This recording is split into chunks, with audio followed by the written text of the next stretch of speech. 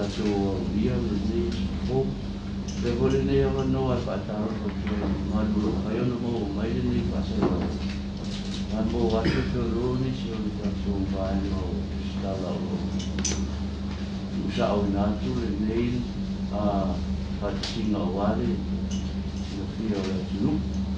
ai pe o to si mai ia ko le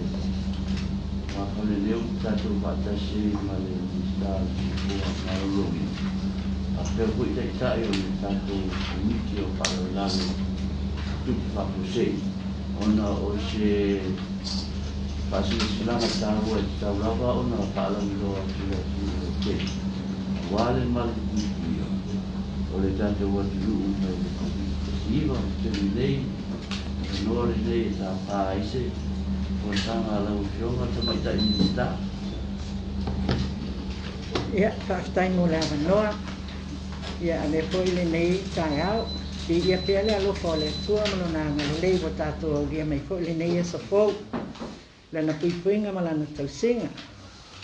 o te whaatalo whaalo i atuai le nei taiao le to ise atuai foile taitai o le atunuu ia ma le to tele fo inisio fe au mga luenga o lo o malanga atuai tua ia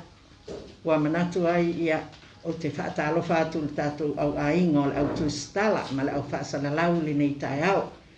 ina ia whapena o na o tō fufonga i nā tofoi ia se whaamatalanga mai le tātou malo whaatalo whātu foi i le mai moa ma le tāpua i mai a Samoa ia malo le soifua malo le langi ma whaafetai le tatalo ia whaafetai le tāpuai ia a walo le malo ia e meise o lau au whai ngā luenga e whaatino ngā luenga o mai pe foi o na tātou iai le nei tausanga i le amatanga mai le nei tausanga ia le o mai lava le nei taimi ia o tātou ngā lulu e pēr o na o pui ngā lava o Samoa mai le nei whaama ia le manatu o le malo o le alava se whaamatalanga e maua mai lea taimi ma lea taimi ia e meise o ngase o lo whaapena o na ai mei sei lātou sa malanga mai o lo whaapena o na wha nofo e sea ia o lo whaapena lava o na ngā lulue le tātou o whenga luenga le mamalu o le komiti ne ai mei sei foi o li i matamai tai fo mai ma le o whenga luenga ina ia tuli matai ma monita i teimi uma le au ma le pō ina ia whai ma fofonga pia sa moa i le tūlanga o lo o iai ia le tātou atunu e tusai o le nei whaama e le lei pia lava le nofo malama mai lea taimi ma lea taimi ia ma le tau tuu fesili mai ia ai o lea o lo o whaapena o na maua le whaamatalanga matu i natu whaaftai ei sa moa i le lava papale ia whaapena fo i le tapua inga ia mai ia i lava le talitonunga o a ia whaamatalanga ia o mea lava i tupu ia mai tautu de whaamoe pia i le tātou mataisili o le langi au mai ia tātou le malosi e mai ia tātou le mawhau le lei ia ai meise fuafuanga ma whaatinonga ina ia malutia pea ia o a fo i tūlanga i tupu mai a o lo tātou sauniuni ma tāpena pena ia mai ele o pōfo i malae wa leva ono tātou ngā lulue wa leva ona tuu atu ia tātou whaamatalanga o tāpena penanga ma mea uma a whai lava e o mai le whaamai o te tonu o tātou lava tā oso i te tonu o nuu mawhio anga e meise te tonu o tātou ainga taitasi ia e tau te whaasahauni ai mōni lu i tau o le a tātou whianga iai ia le nei hoi tō la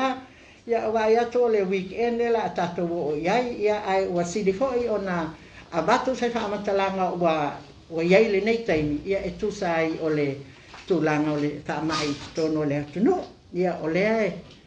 FEILOA'IGA tuai foi ia le ofisili o le matanga luenga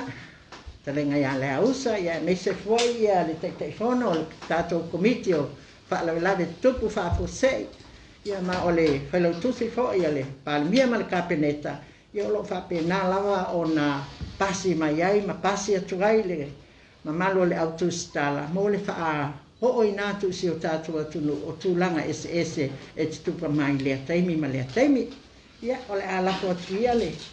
tātou mataupu le ausa a mata mai i le tūlanga fo i oa tātia mai ai le tātou mataupu ma tau mawhainga le nei taimi. Aftai. Ia, o tu loa e le tu tau. Whamana tu ki tātou fo i le tātou waa le na sau i la susutomu. Ia ne voi sa tātou whailoa i fo i stasio pasese sa iai le. Whainga malanga le la susutomu Novema. Ia, le li waa. Ia ne sa iai le sa maua mai ia langa teste posti. Ia koe whailisi teste o negative. Ia ne la sa la e talia nei ho isi so ingo a Venusila. Ia a vai ngoi le sa teste po le valele. E le o tu o no ina ho ila le vai ngā tō le pasese le rua se lau fitu suk mal wha. O le vai aso mua le na mawai le posti teste o le li valea. Sa test mai a ko le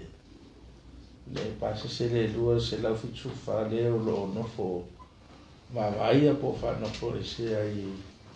i quarantine site SS. Ia o test la le sa whai fu i to test le rua se lau fitu wha le sa test ana nafi. Wha moe fu i le ra ato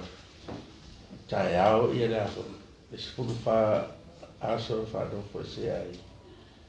Ia le la sa to test mai ia le e wei ia le positive ki tasi. Pen vai a to te mari ni a test fo le sifuru wa. Ia e negative. Ia le o test at one nafi. Ia le positive case. Le a lo diagnose mai to total confinement o la to total quarantine site. Ele i o atu tua. O le tamama tu fitu suta sanga. E sa mananga mai Melbourne, Australia. Al foi New Zealand le sulu. Ia tau mai nei a tātou le sulu. O le tamaho ia isi ona ngase pe toto maurunga. E te o lewa na mawai. O le temi nei e rei mani aunga se polinga vai a vape se mai foi le bis. Ele o fiva, ele o tali, ele eni winga vai ieni aunga vai pe se fa mai pneumonia ko pe fulu. Wa me vai ia o polinga ia tanga te mo lewa mo toto maurunga. Me o le whafo nei no whala au. Ne ua ia mātou ngawha maunga na whala au. Mai ina ua dia ere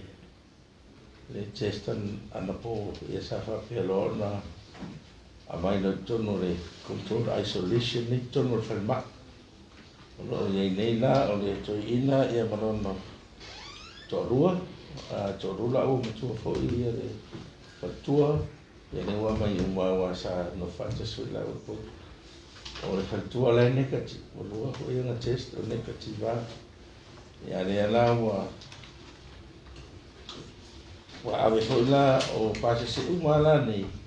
Taru mai ia le ala ua toe whaapopole si fitu aso. Toe mata i tu ai. Ma whaua ua pe in quarantine. E le iai se si e mawhai o na tala ina i tua. Te nei, o le awha ua whaatatitia ia inga. O le whainga o test, ma le au wha e kau inga negative o test. I tū la po aso. Ia na fuolore le teimi e release ia o tō. Ia whainga malanga le. Tūlanga lana iai au teimi nei ia o whaamarasia uma ia tapena ngā luatanga ruenga. Ai meise fo i le staff. O le te lele wha tapena ngā ale au whainga renga wa a iese me o mai i le tua i le community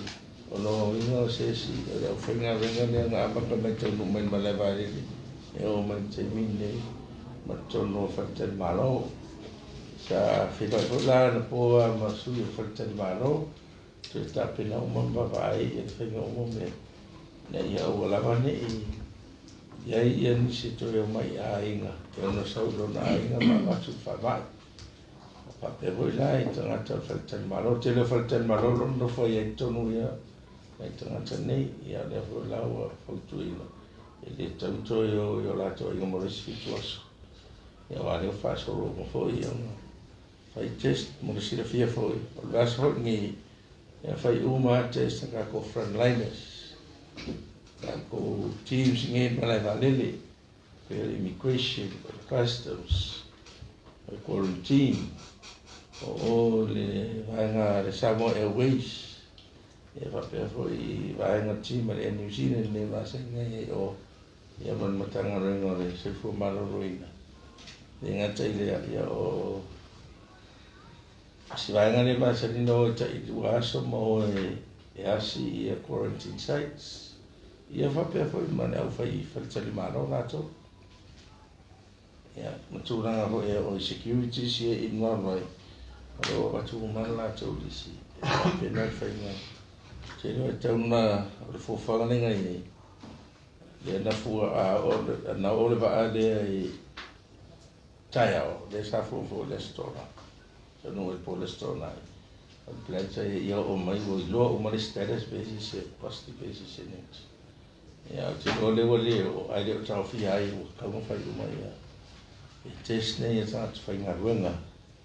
ia ma ai e pena nga i ruma manatu e ua tatu wa ai ho i tura nga singas ona tele le te fai tau atu i lungo le mai ma ho i lungo TV ma te pasal lau ia na fai tau mai au tangata mali liu mo ku mai tangata le tinga ina alfa mai ni varu sulu 5% ya tangata ini macam tinga ina sini tinga ina tafiq filmat ya tino ole siata fa penane ya singa sini a telefon ia talento ya le taria ya wale ave ni totole ole tau de le apo de libare sa show e positive mo que ko sa sia test next ya ne tamo mo ave ni eu te ava telefon bem si sa por si o le tatu case leo o nei salo sta fa mala manga le tu danga le o le ia e fa nga so longo le fa ma ale o usava no e tu mai fisilio tanto ma ftan fa sala e a pea ona formula tunu o tatu tapenanga ua tapena ina tatu committee ia mo tatu fena ia ma mai tau tonu ai o tatu ia o ia i tatu positive case po o ia i tangata ua fia mai pea fu ona whailo atu inisio tatu porkala me o lewa on whai tapenanga ale tatu malo o committee e tai moai ia e fionga i minister ia fa pe fu fa ton cinema tanga le ngal so fu malo loina mai e a fu i tolua ia vaenga o vaina ia le tanto na wenga mal fu fuanga ia o le vaenga mo mua po o level mo mua ia o le e fa lanuina i le lanu sama o le winga lo lanu sama i fa fonga mai le tunu ia ua o te tau on tatou fai ma le whaitete proceed carefully ia mai o le foila o fua iai ia le whainga o cases po le whainga i lantou e a fia i levels ese nei o le level mo mua la o le whaatulanga mai tasi o le tatou case se ia o atu le ono tatou case ia le ala o ala ngā tau o ilola ia on tatou se i le lanu sama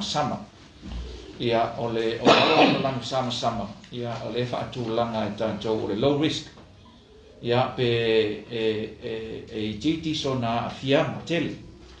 ia pe titi voice tulanga e whaapopole i na ai le atunu lalo lai i le maenga le ua tatou i le lanu sama e afu atu le so ia e afo i e whautua ina le atunu ina ia CET ma matua matimati tulanga le tu mamalo tele public health ia ele ngata i tonu o tātou ainga ma nuu ma whioanga e le whaafonga mai a lim whai pule e whapea fo isui o nuu sui te mai tai ia o le besenga o Salavi ia e whapea nām tā whai ioi a tātou uma o lo whaafonga mai tono le tunu ina ia whana mama be te tafi mama o tātou lima i teimi uma uma na tau sami uma fo on whaangāre whale ui ia po se mea sa iai ai te lek tau sami ia tau tuana ina ia whana mama o tātou lima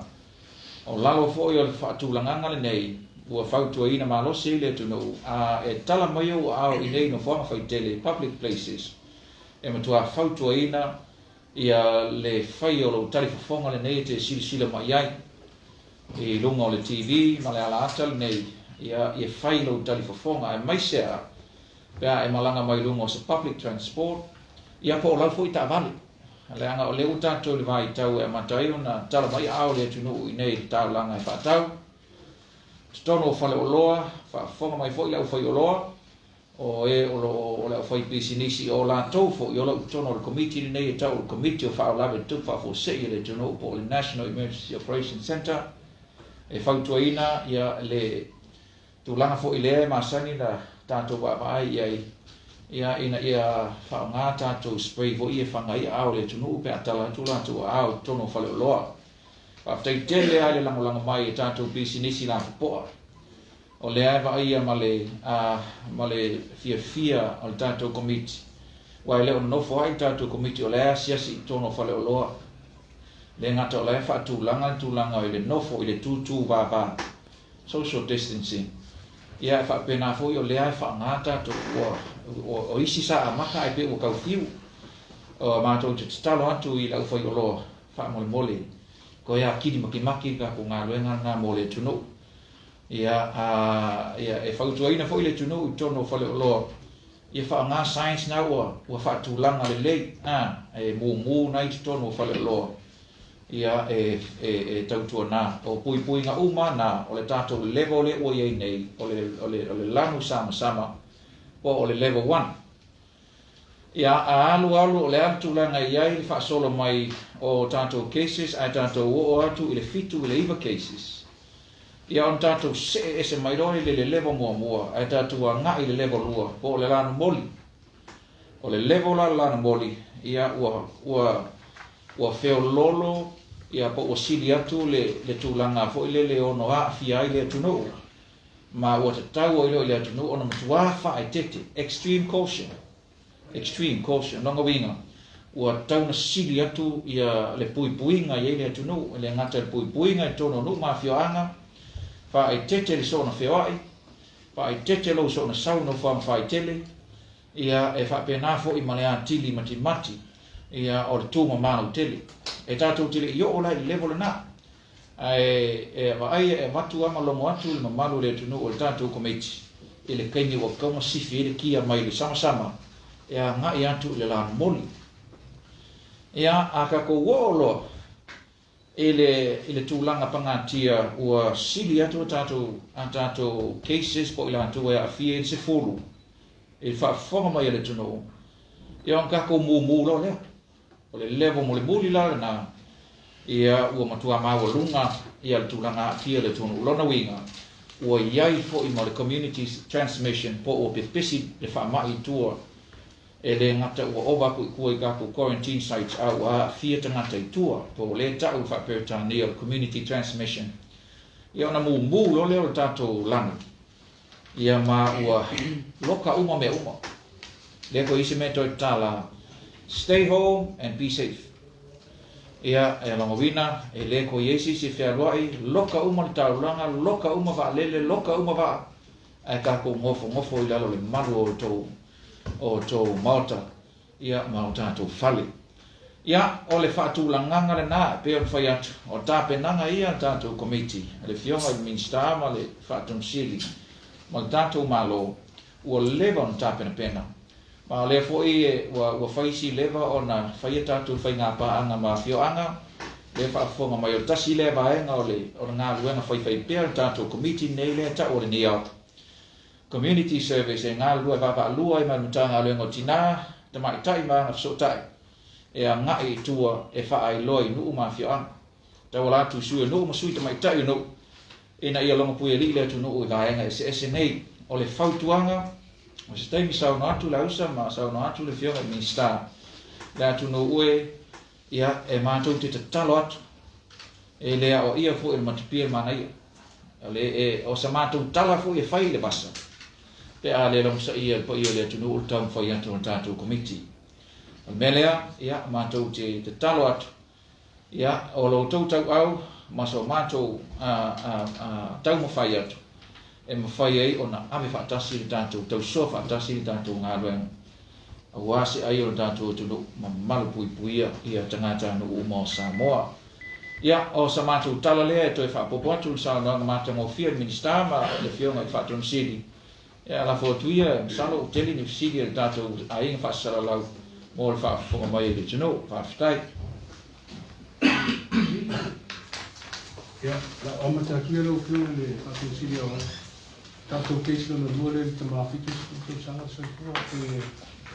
o whaio na choice o ke tonu na apia pe na apia mai Australia pe na apia mai tato keisi mo mua le a malanga mai pāne. O le o mona mātou a ia na po ia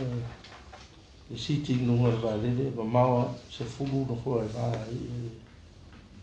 e lima sulu iwa le siti e roller sai e le kis mo moa a luma le whaasuru iwa le tui na lema o le tui na ia pia na whai atu e sa malanga mai i Melbourne i Australia an tau nui whaile i New Zealand ia sau e lore mei a tātou ane wainga nai ia e nei rau te roa po New Zealand po Melbourne a bea na whai atu repi ka puina nei e o hona te leo test le you have to do it repeatedly and you need to positive or strong say positive we built in the if I tell to you know yeah what would go so levels more long to la na to side you to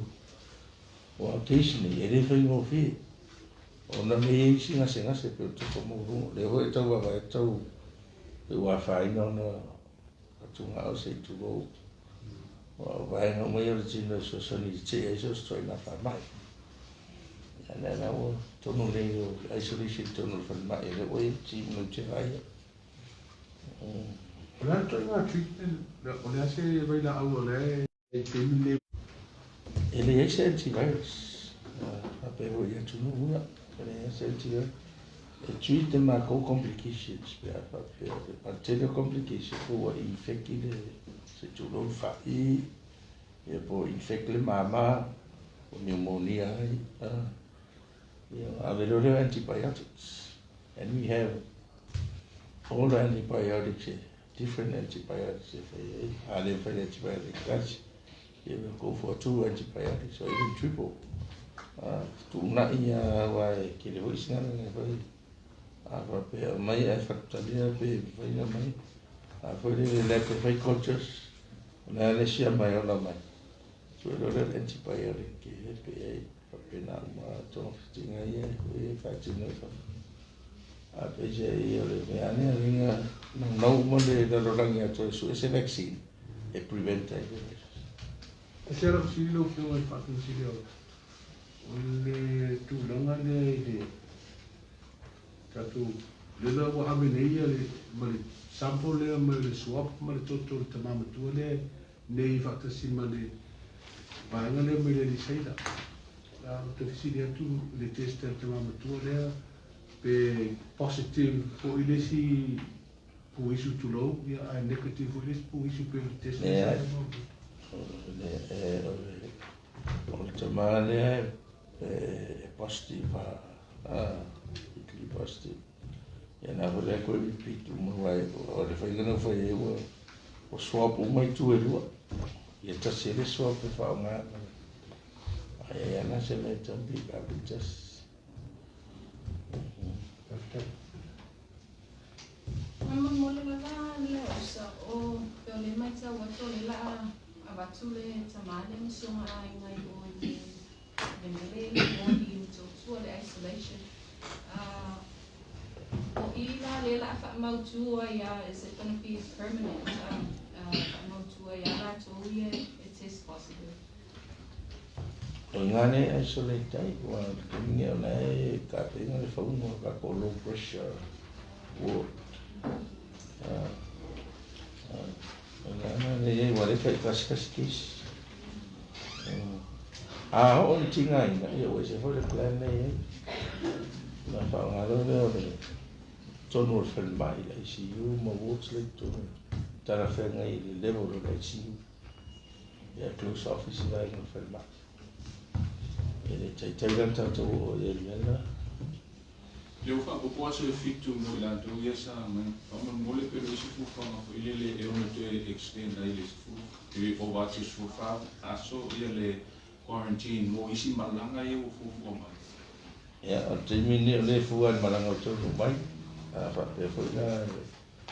il malanga le fu mai e fu io mai si vai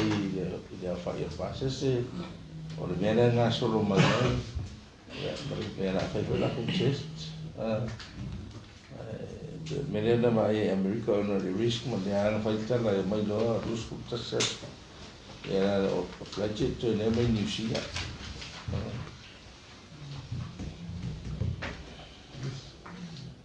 Any city.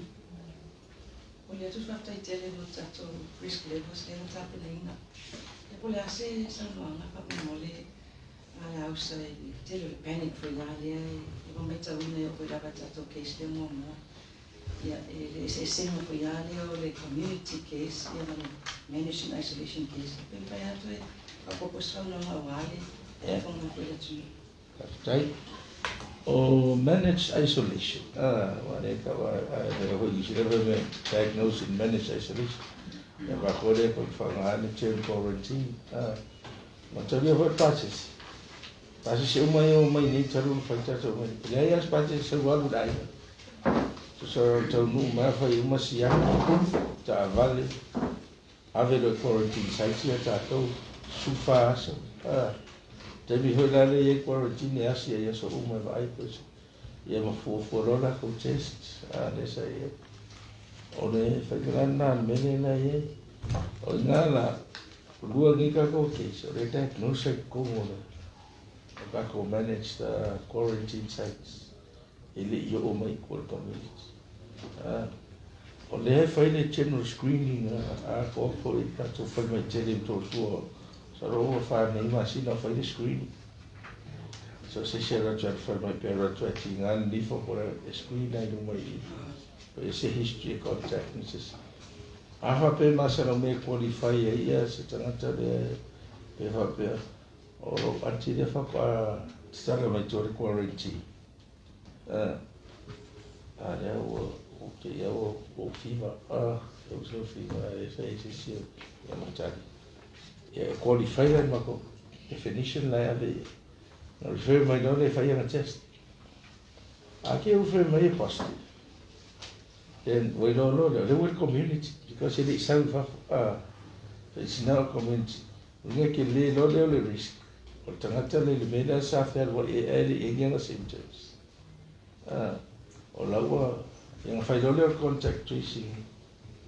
o le community it's a contact tracing la nga fai si lave wa vai ta uma o to pe vai ta ya ala foi la fai ta to o termine o le pe straightforward contact tracing o nga leo mai uma ma information manager le yo tu a fai a o na ave o tu o fer quarantine site la ya provare o to era contact ye per a pe stem fo tanta no professor Pelé se me rapena a ver mo ele discourage no fo tanta no fo e ele foi na se to ele o foi igual so foi ma fo o foi no o le foi no la na la yan ma to manda Tai se fulu tanga te sai. Ia whaingo fie e contact tuisi. A tara hoi lai tua e mo te inoa umatanga ta ia nei i se numera e whaingo fie nga manage. Ia māsau ia. A nena e oro community. Tēne sa tifa kua i te lea la i le pōlenga o na e whai asi i whiawai o tātou tangata. Ai ana whamanino mai po o le a po i le uni le a vei tatou suesue ngalonga lua lea mo le tatou case mo mona, case mo lua. I le se umi. Ia lana umi o toi nātu whāriri. Ia le tasi whāriri sa whaiunga whai aso. I le whai hoi rā tātou tūporo ia New Zealand. Mene tūpone o le tau mua ato le whaai. I o whai anga renga FedEx ia. Whato au o sa por la songa fua o. O ta o te al tasi la fia. Ia, ka o le ESR o. So i le ni teimi mautu wewa pe ngare ko al ko half an hour general time. Ia, o le hoi kau ke respecting a la ku la foi la ku fa fikau. La foi e. Pamole ana sa lo fiona po un. Ko lone la frata malo de sa quarantine sta male. E le whaingo ko. Fa tete fa I lor mene ala e hoi ia tangata utupu mene ale. Au tau tos fata ita inga e. O te loe le tupu sa moa e whai ia tupu pe a. A tau whai tau umi series o ka ime le Ebola. Ia tunu ia na vesi e.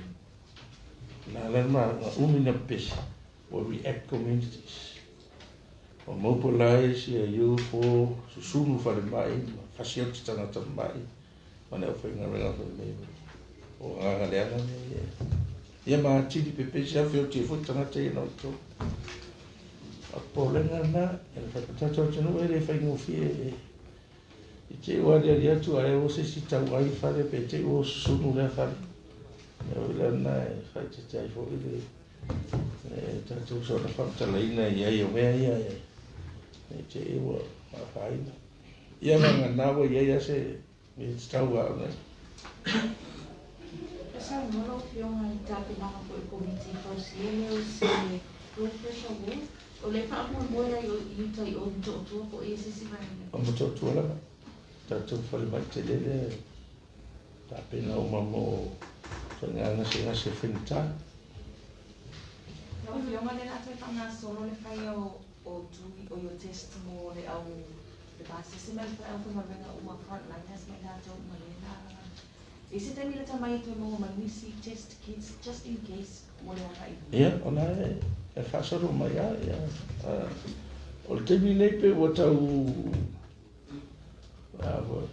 o umare mata o tunu ala o fai fora to ale la fai ro. Ia o vavea na maua mai o te loa pe mo le whasera o isi maku katu tia la whaopopo mai. Ia la awa i e te tonu a la hutu e place le tātou order for le te leo tātou sosani e mani i o e ne pe tonu si tātou furu Afrika. Tatu loina la whapeno mera whamara whiona la au sai vaus fu 5% e mau e whaamai e toi recover o saoli. Ia, o tunu uia ua whamano si mai le ua whaela ko analysis a o tangata uma ua maua ko 85% e le tingai na te I mean they treat as more like an outpatient. Pepea mo o fulu e rakulo GP mai au fora au se fale e home isolation. O lesi se fulu pase e mga mea ka fia fa mai o e complication. A le 5% critical limpa singene demo e tangata o madiliu ia o nisi o le extend for o life support fa mana vai ia pe recover ia e umi vo ia o le limpa singena le tele na mali o tele nei tangata matu o mali ia manga tangata ko e mo cancer vai o la tutino. Ole titi lo hai buma. Ole ale tele o cases e mawhai o na mata I tui I le kako ward ne ta o. Ale ale tele. What's ole low pressure ele fa pe o kis uma la ave o capacity de mo ke ver sukis e fo nga fa low pressure la Te tasi la rona li tau mo tō tua whao mare la plana hos. Ma mau mai le meo lo ngā solo te re mai la tunu. E whenasal noa iai le tūlanga. Ole low pressure water era no fa low pressure. Ya awangi ni mo tipu ho era fa fore. Ia whai ngofi ai ana to ai tonu le pesi. Ole ana ia le fa ko mai fa wa tonu fa mai. Sa lo peso te man tole water sa ia le pediatric. Fa le tele na fonga fa lua. E fai dasi mama o tutu. Mai lumar ka ko outpatient. Alo. Mo ora go no pe ini si. Ora. Tai la vai. Più ai stam, ma fatto un sito per il telefono. Che va per quello. Più al fondo al mano. Ia akaua leini se pesili ia Samoa ma le whaafonga mai i le nei tūla. Ia e ai pēr le tātou whaamoemoenga i le tātou fōma i siri o ili nā e sosoni mai. Ia tātou taungu whainga ma tātou pupuinga. Pe koe o na whaafonga mai. O le nāua pōla sia le tātou au ngā rulue e meise o le komiti. O lo ngā rulue i le au ma le pō ma le au whainga ruenga. I le tūlanga o lo o whaangasolo i pēr tātou ngā ruenga. E le o whaapaoli pe whaatumutumu lima o lo ngā rulue pēr ma le mālosi. Ina ia whaatino uma ia tūlanga i ao o na mawhai o na whai ia mo le puipuinga o Samoa. Pe na whaafonga mai iai te le whaamamafa ua sitia vaenga ese tau le puipuinga. Mai se foi o le whainga o tes ia po o suenga foi. Ia ele ngata ia i lātou o lo o whaanofo i sea. Ia ai whaapena foi le au whainga luenga mai uma o lo o au fia i le sio manga lea i le tātou whamai. Ia mai o le tatalo lava ia le tātou malo, ia meise le tātou au ngā lulue whaatasi. Talia ma whaatino, ia whautuanga ma le tuolalo o lo avatu pea i aso uma. Ina ia awane i no popole fo i seo tātou atunu, ia e whaapenao no tātou ngā lulue whaatasi, e tusai o saunu ninga mata pena penanga, e le tūlanga e ono taunu iai pea whaapea o le a iai pea se whaapoponga o le whaamai tonu o Samoa. Ia e pena o na whaatai atuai le whaafonga mai, whaatai fo ia te utou le au TUSITALA o lo FEILOA atuai ia tūlanga uma. Ia ma o le tūlanga lava lea o le aiai. O le a se tūlanga e tupu mai lea taimi ma lea taimi e whaapena lava o na wala au atu ia ma fofonga fo i Samoa. Ia e tusai o le mea o le atupu mai lea taimi. Ia mo le taimi nei, whaasoifua ia, manuia te au mga luenga, manuia fo le whai ungo le nei vai aso i le paia man mamalo se o tātua tunu o na tūlanga whaalupe, soifua.